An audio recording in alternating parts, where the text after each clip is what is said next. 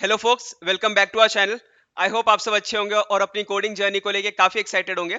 तो आज हम लिस्ट से स्टार्ट करेंगे, जो पाइथन का most frequently used data type है और इतना फ्लेक्सिबल है कि आप उसको डेली बहुत सारे प्रोग्राम्स में यूज कर सकते हैं। जैसे कि अगर कोई भी प्रॉब्लम स्टेटमेंट आया, आप उसमें लिस्ट को यूज कर सकते हैं। It's extremely flexible and extremely popular. तो स्टार्ट करते हैं। तो आज हम स्टार्ट करने वाले हैं लिस्ट से, ठीक है।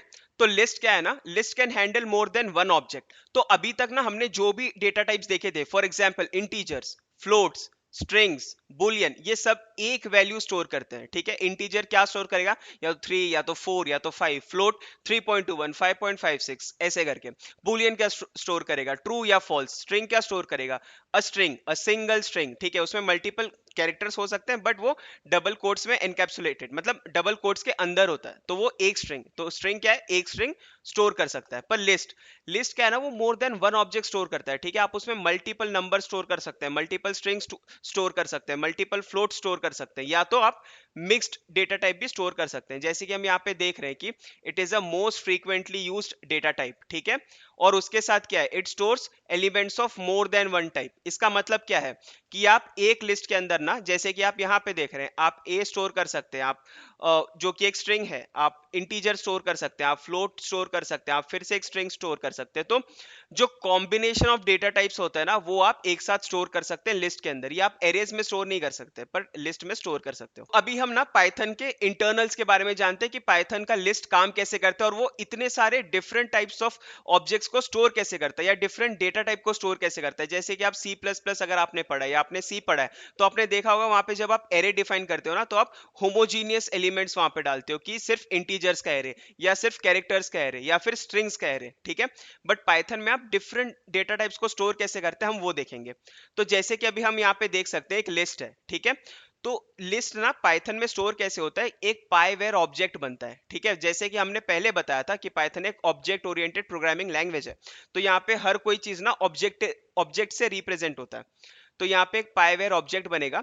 तो एल जो लिस्ट है, लिस्ट का नाम, वो पॉइंट करेगा ये पाइवेयर ऑब्जेक्ट को। तो इसके अंदर क्या होगा, इसका टाइप इन्फॉर्मेशन होगा, इसका रेफरेंस काउंट होगा कि ये लिस्ट को कितने और लोग रेफरेंस कर रहे हैं, इसका साइज कितना है। तो यहाँ पे जैसे कि इसका साइज कितना है, तो यहाँ पे जैसे कि 3 एलिमेंट है, ठीक है। तो यहाँ पे साइज इज इक्वल टू 3 आ जाएगा, क्योंकि ये 3 एलिमेंट्स को स्टोर कर रहा है या 3 ऑब्जेक्ट्स को स्टोर कर रहा है। और उसके बाद यहाँ पे वैल्यू, वैल्यू मतलब एड्रेस, कि जो लिस्ट है ना वो कहाँ से स्टार्ट हो रहा है। तो जैसे कि हम अभी यहाँ पे देख सकते हैं कि लिस्ट ना एक एड्रेस के लिस्ट को स्टोर करेगा, ठीक है। एक लिस्ट ऑफ एड्रेसेस, या तो हम बोल सकते हैं एरे ऑफ एड्रेसेस को पॉइंट करता है। तो यहाँ पे एक पाइथन ऑब्जेक्ट बन जाता है लिस्ट का, जो कि एक एड्रेसेस को पॉइंट करता है। और यहाँ पे जो पर्टिकुलर एड्रेसेस है ना, वो डिफरेंट डिफरेंट ऑब्जेक्ट्स को पॉइंट करते हैं। जैसे कि जो फर्स्ट एड्रेस है वो पॉइंट करेगा स्ट्रिंग को, जो नेक्स्ट एड्रेस है वो पॉइंट करेगा इंटीजर को, जो थर्ड एड्रेस है वो पॉइंट करेगा फ्लोट को। और यहाँ पे वही है कि रेफरेंस काउंट 1 होगा और इसका वैल्यू होगा हेलो। यहाँ पे रेफरेंस काउंट 1 होगा, इसका वैल्यू होगा 1। यहाँ पे रेफरेंस काउंट 1 होगा और इसका वैल्यू होगा 3.21। तो इस तरीके से जो पाइथन है ना, वो एक ही लिस्ट के अंदर different types of data types store कर सकता है, ठीक है। तो इसलिए हम बोलते हैं कि लिस्ट काफी फ्लेक्सिबल है और एक्सट्रीमली हेल्पफुल है। आप मल्टीपल यूज केसेस लिस्ट के थ्रू सॉल्व कर सकते हैं। तो अभी हम इसको कोड से चेक करते हैं। तो यहाँ पे मैंने विजुअल स्टूडियो ओपन कर लिया, ठीक है। अभी यहाँ पे मैं क्या करूंगा, मैं कोई भी लिस्ट बना सकता हूँ, ठीक है। लिस्ट ऑफ एलिमेंट्स, ठीक है। अभी यहाँ पे मैं स्टोर कर सकता हूँ 1, जो कि एक इंटीजर है। हेलो स्टोर कर सकता हूँ, ठीक है। और मैं यहाँ पे स्टोर कर सकता हूँ फ्लोट 3.21। और यहाँ पे मैं स्टोर कर सकता हूँ एक बुलियन, ओके। अभी मैं क्या कर सकता हूँ, लिस्ट के एलिमेंट्स को हम लोग एक्सेस कैसे करते हैं। तो इंडेक्सिंग ना हमेशा 0 से स्टार्ट होता है। तो मान लो मेरे को प्रिंट कराना है लिस्ट का फर्स्ट एलिमेंट, तो मैं लिख दूंगा प्रिंट लिस्ट ऑफ एलिमेंट 0, ठीक है। तो ये 0 मतलब ये फर्स्ट जो एलिमेंट है वो मुझे दे देगा। अब मुझे लास्ट एलिमेंट चाहिए, तो प्रिंट लिस्ट एली के अंदर जितने भी एलिमेंट्स है उसका -1। -1 मतलब पीछे से स्टार्ट होता है, ठीक है, उल्टा। तो उसका लास्ट एलिमेंट मुझे दे दो। या तो मुझे एक एक करके सारे एलिमेंट्स प्रिंट करने हैं, तो मैं क्या बोलूंगा कि for element in list element, ठीक है, प्रिंट करो एलिमेंट, ओके।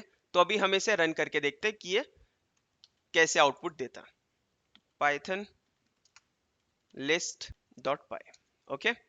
तो यहाँ पे जैसे कि हम देख सकते हैं, इसने सबसे पहले क्या प्रिंट किया, 1, क्योंकि हमने क्या बोला था, लिस्ट एलियो ऑफ 0 प्रिंट करो, तो फर्स्ट एलिमेंट क्या है, 1, तो इसने 1 प्रिंट कर दिया। ओके, फिर इसके बाद इसने क्या प्रिंट किया, ट्रू, लास्ट एलिमेंट, जो कि हमने -1 बोल दिया था कि मेरे को लास्ट एलिमेंट चाहिए वो।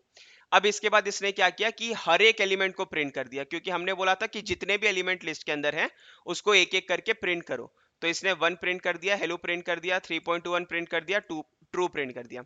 ओके, ये बस लिस्ट का इंट्रोडक्शन था कि लिस्ट क्या होता है, पाइथन में स्टोर कैसे करते हैं, और लिस्ट के अंदर कितने ऑब्जेक्ट्स हम स्टोर कर सकते हैं। लिस्ट के बहुत सारे ऑपरेशंस होते हैं, जैसे कि आप लिस्ट को लेंथ के थ्रू आप लिस्ट का साइज निकाल सकते हैं। ओके, फिर आप लिस्ट को स्लाइस कर सकते हैं, आप लिस्ट को रिवर्स कैसे रीड कर सकते हैं। तो ये सब हम आने वाले पार्ट में देखेंगे। जब तक के लिए stay tuned, like share and subscribe, bye bye, take care.